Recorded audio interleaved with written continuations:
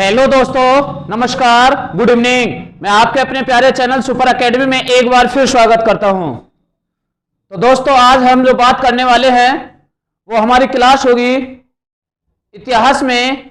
हमारा टॉपिक चल रहा था मुगल वंश, और मुगल वंश में हम आज पढ़ने वाले हैं जहांगीर। क्या पढ़ने वाले हैं? जहांगीर।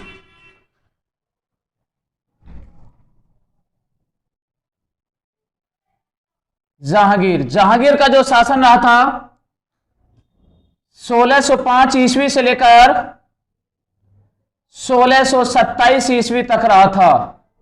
कब से? 1605 ईस्वी से लेकर 1627 ईस्वी तक रहा था। तो गाइज, आपको पता होगा मैंने मुगल वंश के लिए एक बढ़िया ट्रिक बताई थी ना। आपको याद होगा जब मैंने मुगल वंश स्टार्ट किया था तो मैंने एक आपको लाइन लिखवाई थी कि बहु आजा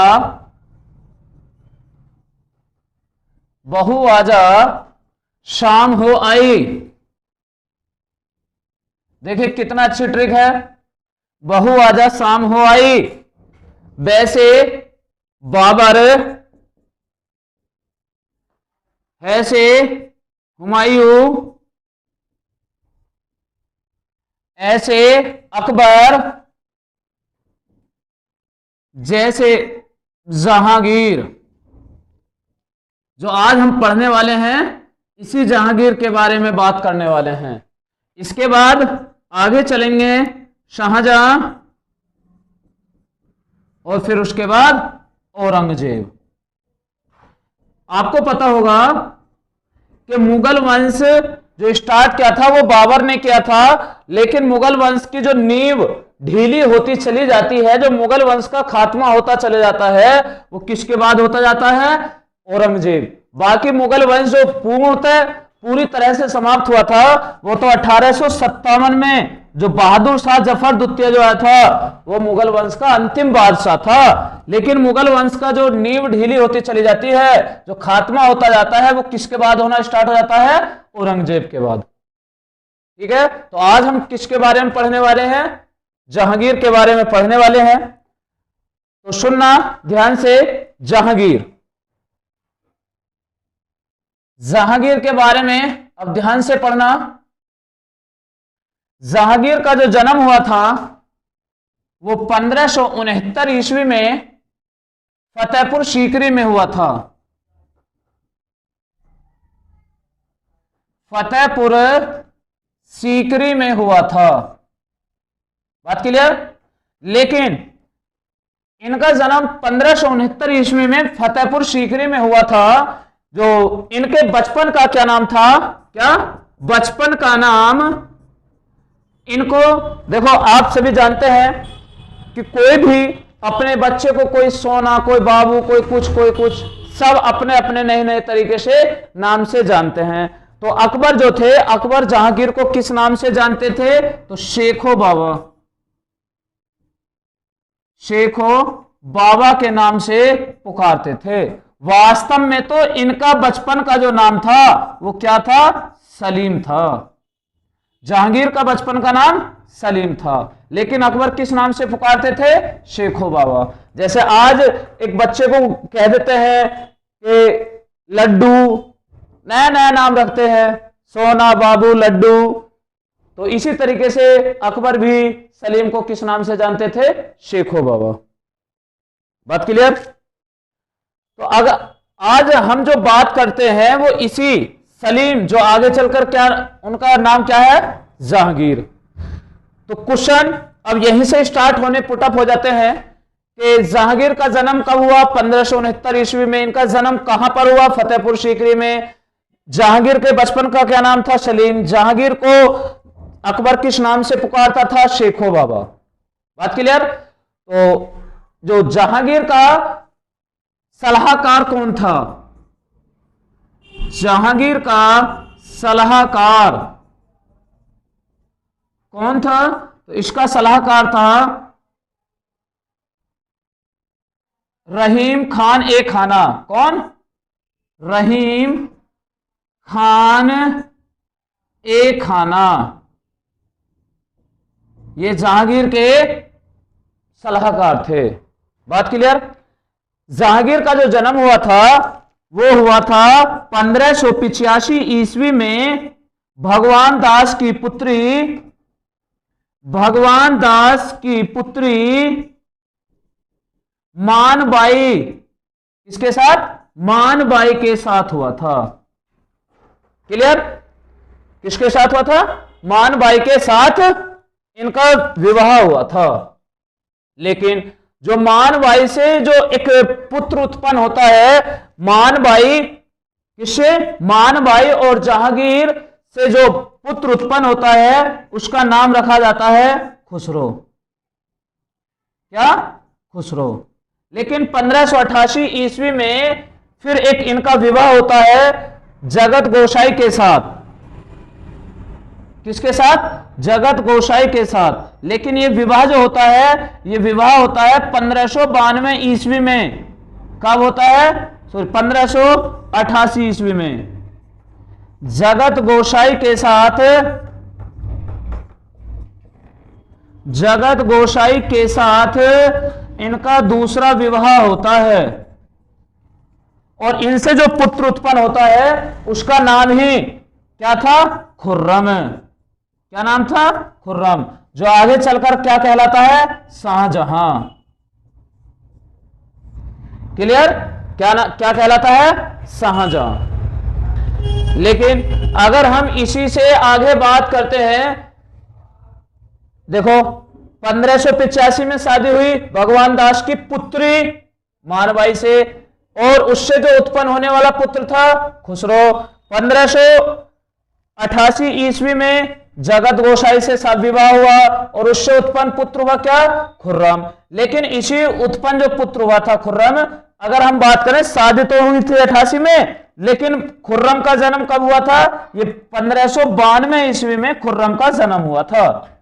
क्लियर। इसके आगे बात करते हैं। तो 1592 अब बात करते हैं 1611 ईस्वी की। कब? 1611 ईस्वी में जहांगीर किसी पार्टी या किसी शादी में, हम कह सकते हैं किसी शादी में गए थे। कब? 1611 ईस्वी में जहांगीर किसी पार्टी या शादी में गए थे, लेकिन उसी पार्टी में इन्होंने वहां एक लड़की को देखा जिसका नाम था मेहरुनिशा। क्या नाम था? मेहरुनिशा। और उस मेहरुनिशा की ऑलरेडी पहले ही शादी हुई थी। क्या थी? शादी हुई हाई लड़की थी वो। लेकिन उसकी शादी जो हुई थी वो किसके साथ हुई थी? या मैं कह सकता हूं मेहरुनिशा का पति कौन था? तो कौन था? अली कुली बैग था। कौन था? अली कुली बैग था। मेहरुनिशा और अली कुली बैग से, इन दोनों से एक लड़की उत्पन्न होती है। तो मेहरुनिशा की उस लड़की का क्या नाम था? लाडली बेग। क्या नाम था? लाडली बेगम। ये लाडली बेग कह सकते हैं। लाडली बेगम उस पुत्री का नाम था। अब इसके बाद जब जहांगीर ने उस पार्टी में मेहरुनिशा को देखा, लेकिन ये जो लाडली बेगम की माता कौन थे? मेहरुनिशा। और पिता कौन थे? अली कुली बैग। जिस टाइम इस पुत्री का जन्म हुआ था तो उसी टाइम इनके पिता यानी लाडली बेगम के पिता खत्म हो गए थे। अली कुली बैग। कब? अली कुली बैग की मृत्यु कब हुई? जब लाडली बेगम का जन्म हुआ था। तो अब ये एक विधवा थी। कौन थी?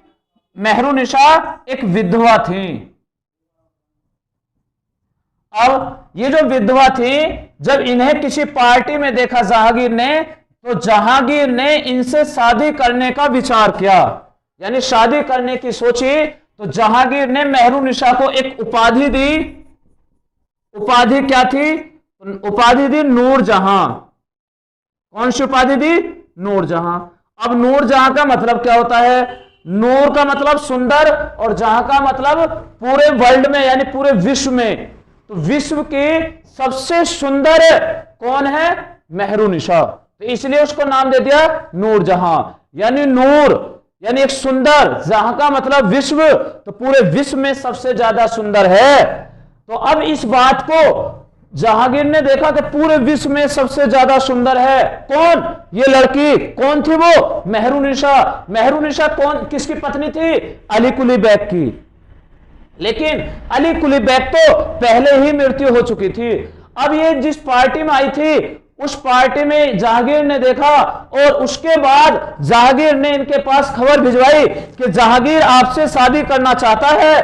तो जो पहले ही विधवा थी, कौन? मेहरुनिशा।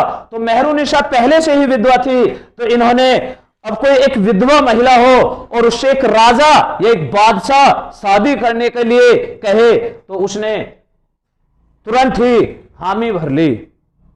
तो मेहरुनिशा, या हम कह सकते हैं नूरजहां ने शादी करने के लिए हामी भर ली, यानी एक शादी करने के लिए तैयार हो गई।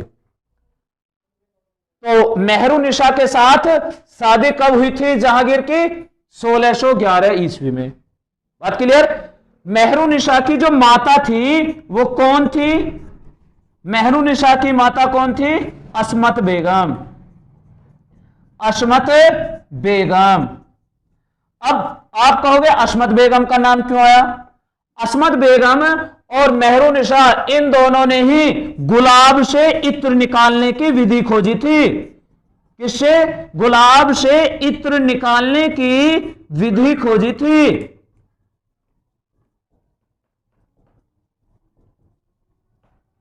आप जानते हैं गुलाब से इत्र जो सेंट होता है, वही तो किसने खोजी थी? अस्मत बेगम ने। अब मैं कहूं इन मेहरुनिशा के पिता कौन थे? मेहरुनिशा के पिता कौन थे? तो मेहरुनिशा के पिता थे ग्यास बेग। कौन? ग्यास बेग। लेकिन ग्यास बेग को ग्यास बेग की उपाधि क्या थी? क्या? ग्यास बेग की जो उपाधि थी वो एतमाउद्दौला की उपाधि थी। कौन सी उपाधि? एतमाउद्दौला। लेकिन क्वेश्चन ये बनता है, जो मेहरुनिशा थी, मेहरुनिशा ने अपने पिता के नाम पर एक मकबरा स्थित करवाया था, जिसको हम बेबी का मकबरा के नाम से जानते हैं। कौन सा? बेबी का मकबरा। तो बेबी का मकबरा कौन सा है? एतमाउद्दौला का मकबरा। एतमाउद्दौला का मकबरा। और एतमाउद्दौला का जो मकबरा है ये कहां है? आगरा में है। बात क्लियर? इसी को बेबी का मकबरा कहां है? कौन सा है? एतमाउद्दौला का मकबरा कहां है? आगरा में। ये किसके उपाधि थी? Gas bag. ग्यास बेग कौन था? मेहरुनिशा का पिता। बात क्लियर? अब मैंने आपको यहां समझाया था कि मेहरुनिशा से शादी किसने की थी? जहांगीर ने। तो ये जो था, जहांगीर ने शादी कर ली मेहरुनिशा से, लेकिन मेहरुनिशा और अली कुली बैग की एक पुत्री थी जिसका नाम था लाडली बेग। लेकिन जहांगीर का एक पुत्र था जिसका नाम था शहरयार। क्या नाम था? शहरयार।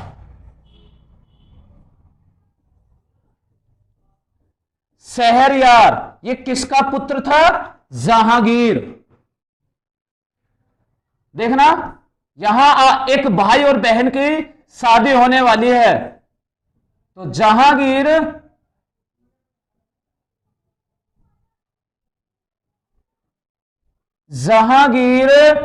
और जहांगीर ने शादी किससे की थी? 1611 ईस्वी में नूरजहां से। नूरजहां का असली नाम क्या था? मेहरुनिशा। अब इसकी बेटी जो थी, वो उस बेटी का क्या नाम था? उस बेटी का नाम था लाडली बेगम। लाडली बेगम। बात क्लियर? जहांगीर का जो पुत्र था वो क्या था? शहरयार। क्या नाम था? शहरयार। अब बताओ, ये जहांगीर की पत्नी है, तो अगर जहांगीर की पत्नी कौन है? नूरजहां। और नूरजहां की बेटी कौन थी? लाडली बेग। अगर नूरजहां की बेटी है तो इसकी क्या लगी? इसकी भी तो बेटी लगी। क्या लगी? बेटी लगी, यानी सौतेली बेटी तो है, इसकी सौतेली बेटी लगी ना। अगर इसकी सौतेली बेटी है और इसका ये लड़का था तो इसकी तो बहन लगी। कौन? सौतेली बहन। लेकिन जहांगीर ने अपनी शादी कर ली लाडली बेगम की मां से और बेटे की शादी करा दी लाडली बेगम से। देखो, एक भाई और बहन की आपस में शादी हुई। जहांगीर ने शादी कर ली नूरजहां के साथ और शहरयार ने शादी कर ली लाडली बेगम के साथ। बात क्लियर? समझ में आ गई होगी यहां तक? बताइए अगर यहां तक किसी कोई बात समझ में नहीं हो तो कमेंट कीजिए। इसके बाद यहां ये जो शादी कर लेते हैं 1611 ईस्वी में, लेकिन अगर हम इससे पहले बात करते हैं, इससे पहले बात क्या होती है कि 1611 ईस्वी से पहले जहांगीर के दरबार में 1608 ईस्वी में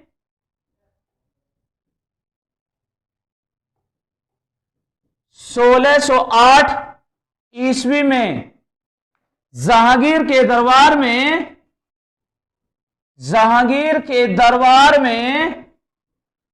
सबसे पहले आने वाला अंग्रेज कौन था? तो सर विलियम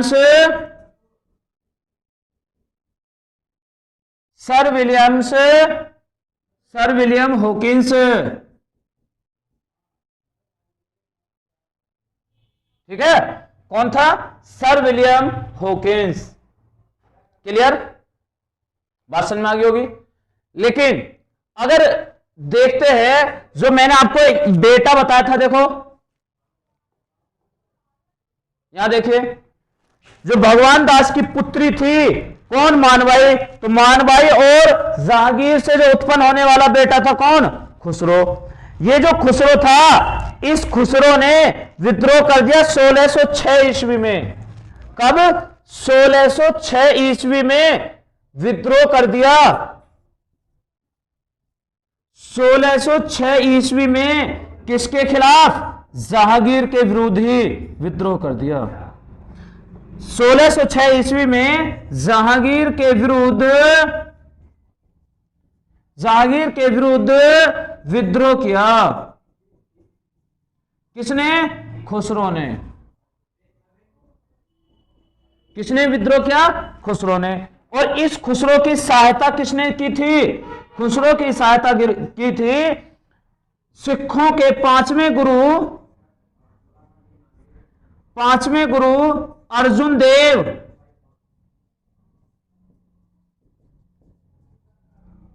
देव ने। अब देखिए, लेकिन जब विद्रोह किया तो इसी जहांगीर ने सिखों के पांचवें गुरु को फांसी की सजा दी थी। फांसी की सजा दी थी। ये फांसी की सजा क्यों दी थी? क्योंकि गुरु अर्जुन देव ने खुसरो शाह की सहायता की थी।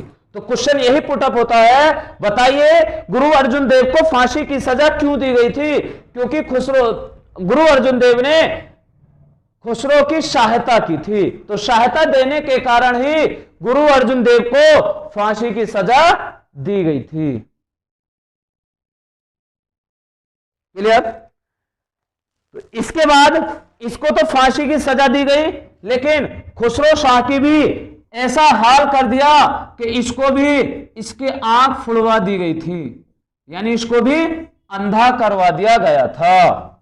एक ऐसा बाप जिसने अपने बेटे को इतनी कड़ी सजा दी हो तो उसने उसकी आंख ही फुड़वा दी। ठीक है, ऐसा बाप जिसने अपने बेटे के लिए इतनी कड़ी सजा दी कि उसकी आंखें फुड़वा दी थी। बात क्लियर? समझ में आ रहा होगा सभी के?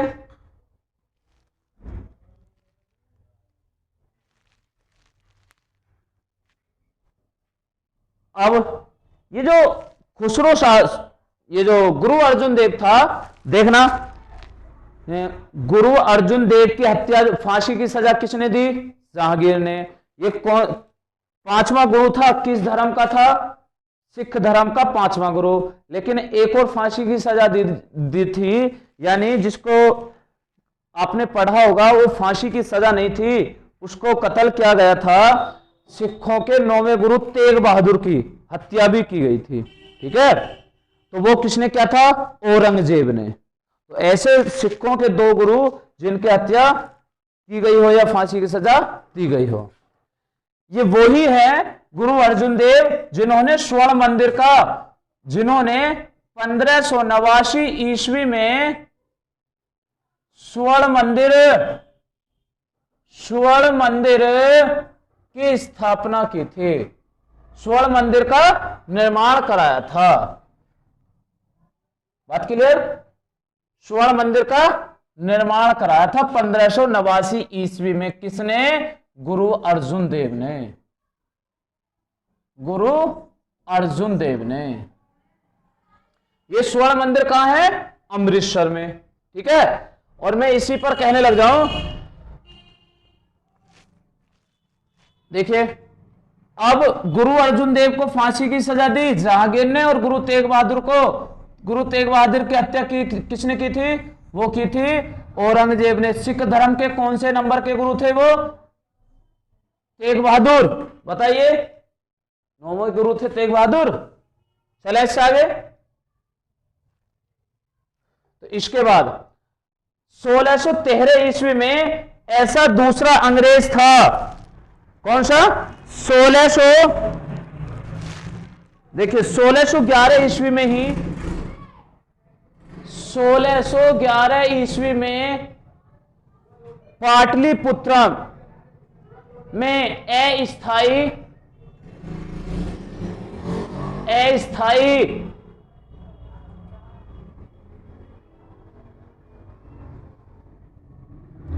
फैक्ट्री की स्थापना की थी। लेकिन स्थाई जो बनी थी वो 1613 ईस्वी में। कहां स्थापित की थी? वो सूरत में की थी। कहां? ये कैसी थी? स्थाई। कैसी थी? स्थाई थी। बात क्लियर? 1615 ईस्वी में जहांगीर के दरबार में आने वाला दूसरा अंग्रेज कौन था? Sir Thomas Roe. Sir Thomas Roe. बात क्लियर?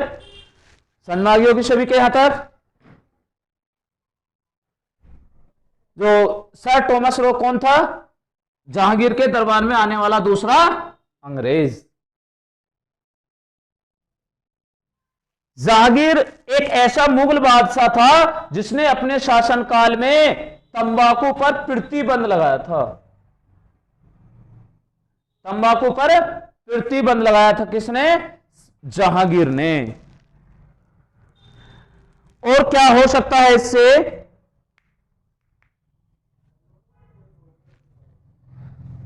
तो नोट कर लिया सभी ने? तो फिर ध्यान दें अब।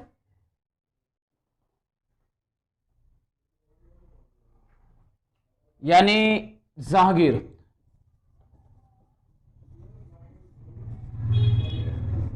जहांगीर का जो मकबरा है वो कहां है? लाहौर के शादरा में है। लाहौर के शादरा में है।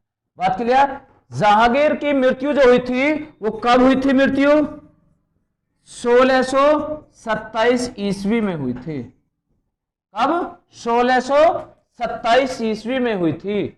बात क्लियर है यहां तक? अब मुझे लगता है कोई भी जहांगीर के बारे में कोई पॉइंट नहीं छूटा होगा, हर बात समझ में आ गई होगी। और जहांगीर ने एक अपनी आत्मकथा लिखी थी जिसको जाना जाता है तुजुर्के ए जहांगीरी।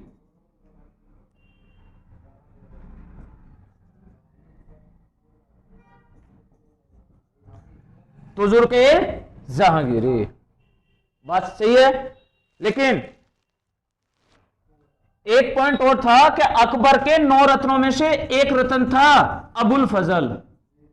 अबुल फजल, इस अबुल फजल की हत्या किसने की थी? किसने की थी? तो ये हत्या कराई थी खुसरो शाह ने। किसने? खुसरो शाह ने। लेकिन किसकी खुसरो शाह ने कराई थी, लेकिन की किसने थी? वीर सिंह बुंदेला। किसने? वीर सिंह बुंदेला। तो क्वेश्चन यही बनता है, अकबर के 9 रत्नों में से अबुल फजल की हत्या खुसरो शाह के कहने पर किसने की थी? वीर सिंह बुंदेला ने की थी। बात क्लियर? हर बात समझ में आ गई होगी। कोई ऐसी बात तो नहीं जो, देखिए जहांगीर समझ में आ गया होगा बहुत अच्छे से।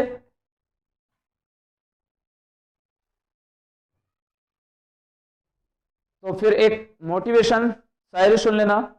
टकराओगे हमसे तो कर देंगे ढेर, टकराओगे हमसे तो कर देंगे ढेर, तुम जंगल के भेड़िए हम उसी जंगल के शेर। टकराओगे तो कर देंगे ढेर, तुम उसी जंगल के भेड़िए और हम उसी जंगल के शेर। क्लियर? तो चलते हैं, बात समझ में आ गई होगी। नेक्स्ट क्लास में फिर इससे आगे चलते हैं नेक्स्ट क्लास में, और इससे आगे जो टॉपिक होगा वो शाहजहां के ऊपर होता है। ठीक है? तो आज अपनी क्लास को यही विराम देते हैं। तब तक के लिए जय हिंद, जय भारत।